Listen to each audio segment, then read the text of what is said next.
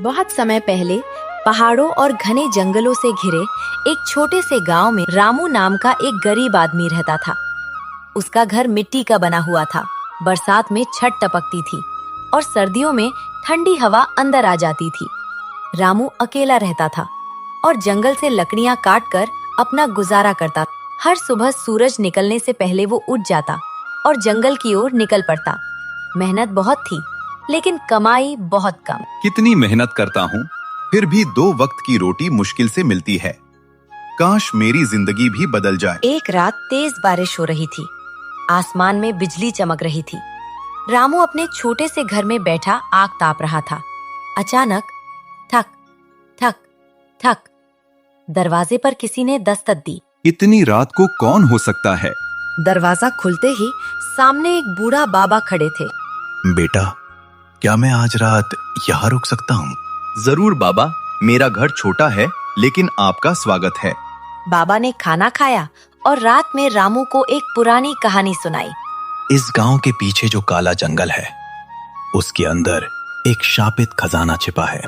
शापित खजाना?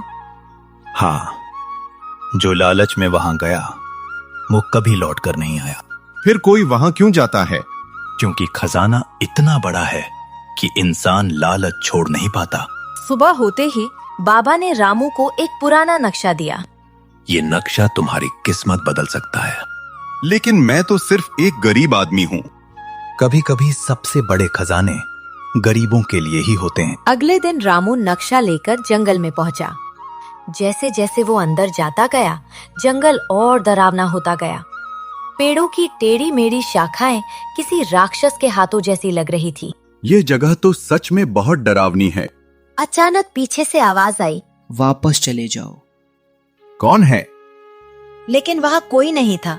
कुछ दूर चलने के बाद रामू को एक पुराना कुआं दिखाई दिया। कुएं के अंदर से अजीब रोशनी निकल रही थी। ये रोशनी कहाँ से आ रही है? अचानक कुएं से फुसफुसाने की आवाज आने लगी। खजाना मत ढूंढो, मुझे सच जानना है। नक्शे के अनुसार आगे बढ़ते हुए रामू एक विशाल टूटे हुए मंदिर तक पहुंच गया। मंदिर के दरवाजे पर लिखा था, लालची व्यक्ति का अंत निश्चित है। मैं लालच के लिए नहीं आया हूँ। अचानक मंदिर का दरवाजा अपने आप खुल गया। मंदिर के अंदर क्रूप अंधेरा था। तभी दीवारों से काला धुआं निकलने लगा और एक विशाल छाया बन गई। इंसान, तुम यहाँ क्यों आए हो? मैं अपनी किस्मत बदलना चाहता हूँ। हर इंसान यही कहता है। छाया ने रामू को एक अंधेरी सुरंग में भेज दिया। सुरंग में डरावनी आवाजें गूंज रही थी। भाग जाओ। नहीं, मैं डरकर वापस नहीं जाऊंगा। रामू के सामने सोने चांदी के हजारों संदूक प्रकट हुए। जितना चाहो ले लो। मुझे जरूरत से ज्यादा नहीं चाहिए। एक घायल पक्षी जमीन पर तड़प रहा था। पहले इसकी मदद करनी होगी। तुमने दया दिखाई। छाया ने अपना असली रूप दिखाया। वो कभी इस खजाने का रक्षक राजा था। अब रामू को अंतिम दरवाजे तक पहुंचना था, लेकिन वहाँ एक विशाल पत्थर का राक्षस पहरा दे रहा था। मैं किसी का बुरा नहीं चाहता। अपनी अच्छाई साबित करो। राक्षस गायब हो गया। दरवाजा खुला। अंदर सोना, हीरे और अनगिनत खजाने भरे थे। पूरा कमरा चमक रहा था। इतना सारा खजाना? रामू चाहे तो सब कुछ ले सकता था, लेकिन उसने केवल उतना ही लिया जितनी जरूरत थी। बाकी खजाना जरूरतमंद लोगों के लिए रहेगा। रामू गांव लौटा।